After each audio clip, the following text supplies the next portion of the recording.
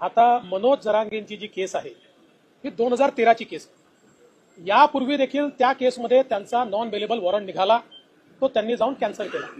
कुठल्याही क्रिमिनल केसमध्ये जर तुम्ही तारखेवर हजर राहिला नाहीत तर त्या ठिकाणी नॉन बेलेबल वॉरंट निघतो। तो नॉन बेलेबल वॉरंट तुम्ही तारखेवर हजर राहिला की तो रद्द होतो। तशाच प्रकारे मागच्या काळातही त्यांचा असा वॉरंट निघाला, तो त्यांनी जाऊन कॅन्सल केला।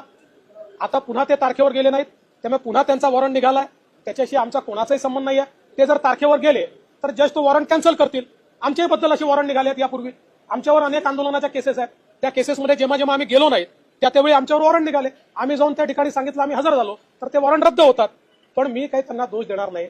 मागच्याही वेळी उपोषणाच्या शेवटी ते माझ्या आईवर बोलले होते, मग नंतर त्यांनी माफी पण मागितली आणि सांगितलं की जरा उपोषणाने माझ्या डोक्यावर परिणाम झाला होता किंवा मला त्रास झाला होता, त्यामुळे मी रागारागात बोललो। आपण असं समजूया की आता उपोषणामुळे पुन्हा त्यांचा संताप